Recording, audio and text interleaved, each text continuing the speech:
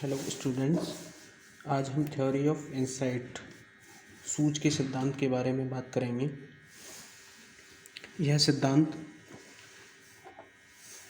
Cognitive theories अर्थात संज्ञानात्मक सिद्धांत के अंतर्गत आता है और इस सिद्धांत के प्रोपाउंडर हैं वुल्फगैंग कोहलर, मैक्स वर्दाइमर और कर्ट कोफका। सबसे पहले हम बात करते हैं, इसको एक पासवर्ड के थ्रू हमने जाना है सुल्तान, और इसमें हम एक टीचिंग मेथड या फिर टीचिंग फार्मूला का प्रयोग करते हैं जो कि होता है पूर्ण से अंश अर्थात होल टू पार्ट। अब हम इस सिद्धांत के बारे में बात करते हैं।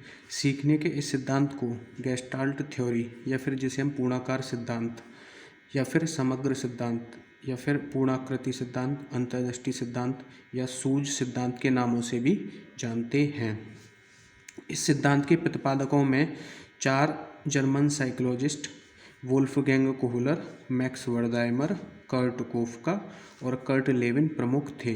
ये चारों मनोवैज्ञानिक बाद में अमेरिका चले गए। ये चारों मनोवैज्ञानिक जर्मनी के थे, लेकिन आगे रिसर्च के लिए ये लोग बाद में अमेरिका चले गए।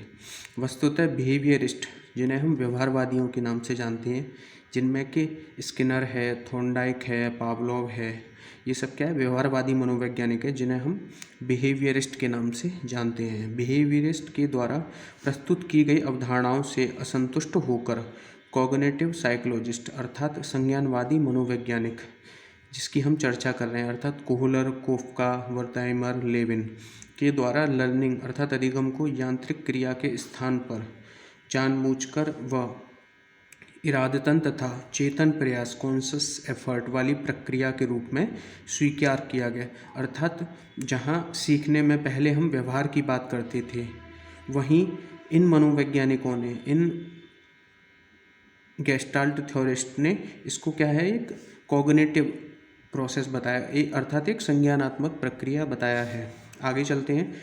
इनके विचार में सीखना स्टिमुलस के प्रति रेस्पॉन्स करना मात्र नहीं है, जैसा कि व्यवहारवादी मनोवैज्ञानिकों ने बताया था, बल्कि यह एक प्रक्रिया है अर्थात इट इज़ अ प्रोसेस।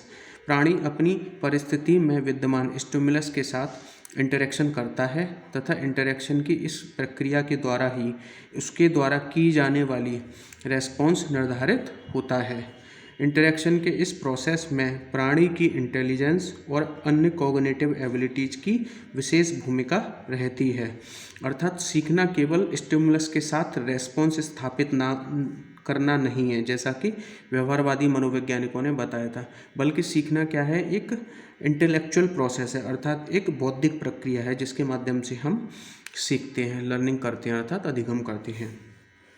आगे गेस्टाल्ट जर्मन वर्ड है जिसका which has no definite meaning in English, जिसमें इंग्लिश का इसका कोई मीनिंग नहीं है। गेस्टाल्ट वर्ड से तात्पर्य संगठित व पूर्ण या फिर पूर्ण कृतिक संरचना से है।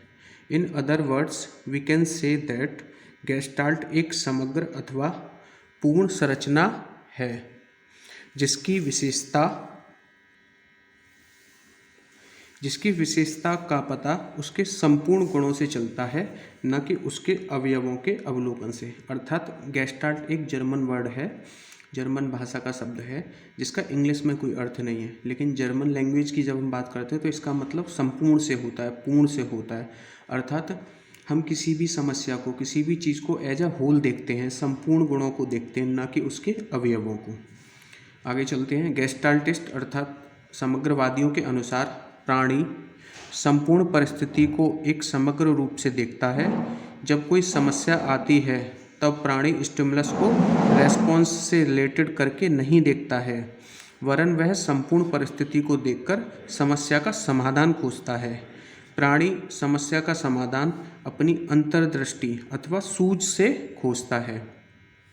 तभी हम इस सिद्धांत को अंतर्दृष्टि का सिद्धांत अथवा सूझ का सिद्धांत या फिर हम इसे थ्योरी ऑफ इंसाइट के नाम से जानते हैं।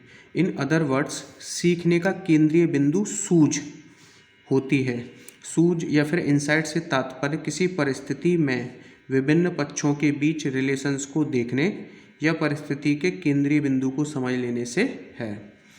सूझ प्राप्त होने से प्राणी यह समझ जाता है कि किस प्रकार से कार्य करके वह अपने उद्देश्य को प्राप्त कर सकता है। सूझ प्राय अचानक तथा स्वस्फूर्त अर्थात स्पॉन्टेनियस ढंग से आती है। इसके लिए अभ्यास की अर्थात प्रैक्टिस की आवश्यकता नहीं होती है। किसी परिस्थिति में जैसे ही प्राणी में सूझ उत्पन्न होती है वह सही अनुक्रिया करता है तथा इस प्रकार से वह उस परिस्थिति में उस रेस्पॉन्स को करना सीख जाता है। आगे हम बात करते हैं। अतः समग्रवादियों के अनुसार नवीन सूझ की क्षमता विकसित करने की अथवा पुरानी सूझ को सुधारने की प्रक्रिया को सीखना कहते हैं। इसके अंतर्गत प्राणी संपूर्ण परिस्थिति अर्थात गेस्टाल्ट के परसेप्शन के प्रति रेस्पॉन्स करता है। अतः इस सिद्धांत को सीखने का समग्राकृति सिद्धांत या गेस्टाल्ट थ्योरी कहा जाता है। आगे वस्तुतः कोहलर तथा अन्य समग्रवादियों के द्वारा किए गए प्रयोगों ने समस्या समाधान जैसे हायर लेवल लर्निंग अर्थात उच्च स्तर के अधिगम में बुद्धि तथा अन्य संज्ञानात्मक योग्यताओं के रोल को प्रूफ किया, सिद्ध किया। उनके अनुसार चिंपांजी जैसे अपेक्षाकृत उच्च पशु न तो थॉर्नडाइक के द्वारा प्रस्तुत ट्रायल एंड एरर थ्योरी की विचारधारा को अपना सके और न ही पावलोव स्किनर की कंडीशनिंग थ्योरी के अनुसार सीख सके, वरन वह बुद्धिमत्तापूर्ण ढंग से समस्या को समझकर अपने प्रत्यक्ष ज्ञानात्मक क्षेत्र को संगठित करके तथा सूझ का प्रयोग करके समस्या के समाधान तक पहुंच सके। इससे स्पष्ट है कि समस्या को पूर्ण रूप से देखने तथा उसके बाह्य क्षेत्र को ठीक ढंग से संगठित करने पर अचानक आई सूझ के द्वारा ही समस्या का समाधान हो सकता है। समग्रवादियों के अनुसार सीखने की प्रक्रिया तथा सूझ की मुख्य विशेषताएं निम्नवत सूचीबद्ध की जा सकती हैं। नंबर 1, सीखने की प्रकृति संज्ञानात्मक अर्थात कॉग्निटिव होती है। कॉग्निटिव का तात्पर्य ऐसी क्रियाओं से है जिसमें बुद्धि अर्थात इंटेलिजेंस या फिर ब्रेन मस्तिष्क का प्रयोग होता है। नेक्स्ट, सीखना धीरे धीरे न होकर अचानक अर्थात सडनली होता है। नेक्स्ट, सीखने की प्रक्रिया यंत्रवत मैकेनिकल नहीं होती है, जैसा कि स्किनर ने अपने सिद्धांत में कहा था। सीखने में संज्ञानात्मक स्तर पर संरचनाएं बनने की प्रकृति होती रहती है। नेक्स्ट, सीखने की प्रक्रिया में प्राप्त सूझ अचानक व स्वस्फूर्त होती है। सूझ या फिर इंसाइट प्राणी के लक्ष्य गोल तथा समाधान सॉल्यूशन के बीच एक स्पष्ट संबंध है। सूझ के लिए समस्यात्मक परिस्थिति का होना आवश्यक है, अर्थात हमारे सामने जब कोई समस्या होगी तभी उससे संबंधित कोई भी इंसाइट, कोई भी सूझ हमारे दिमाग में यकायक एकदम से आएगा। नेक्स्ट, सूझ द्वारा किए गए अधिगम में प्राणी का प्रारंभिक व्यवहार अन्वेषणात्मक अर्थात एक्सप्लोरेटरी प्रकृति का होता है।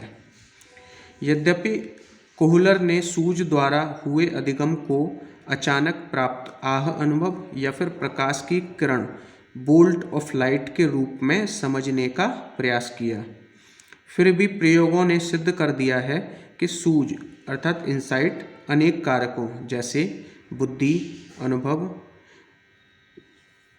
लर्निंग सिचुएशन अधिगम की परिस्थिति, इनिशियल एफर्ट अर्थात प्रारंभिक प्रयास तथा रिपीटेशन व जनरलाइजेशन अर्थात सामान्यीकरण आदि चीज़ों पर निर्भर करती है। समस्या का समाधान सूझपूर्ण अर्थात इंसाइटफुल ढंग से करने में प्राणी की बुद्धि का सकारात्मक योगदान रहता है। बुद्धिमान प्राणी को सूझ भी अधिक शीघ्रता व सरलता से प्राप्त होती है। Next, educational implication of the theory अर्थात इस सिद्धांत के शैक्षिक निहितार्थ अर्थात शिक्षा में हम इस सिद्धांत का प्रयोग कैसे और किस प्रकार करेंगे। यह theory intelligence, creativity, imagination, reasoning power आदि कॉग्निटिव एबिलिटीज का विकास करने में उपयोगी सिद्ध हो सकता है। यह थ्योरी बालक के द्वारा स्वयं सिचुएशन का ऑब्जर्वेशन अर्थात अवलोकन करने तथा सूझ इंसाइट के द्वारा प्रॉब्लम सॉल्विंग जैसी समस्याओं को सीखने पर बल देता है। यह सिद्धांत सीखने में उद्देश्य के साथ साथ नवीन ज्ञान की आवश्यकता, भूमिका, उपयोग तथा सार्थकता पर भी बल देता है।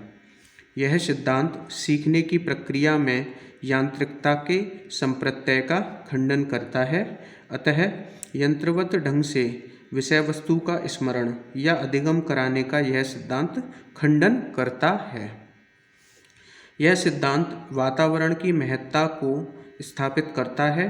अध्यापकों को बालकों के सम्मुख ऐसा एटमॉस्फेयर अथवा सिचुएशन प्रस्तुत करनी चाहिए जिससे कि बालकों में अंतर्दृष्टि अर्थात सूझ अर्थात इंसाइट उत्पन्न हो सके।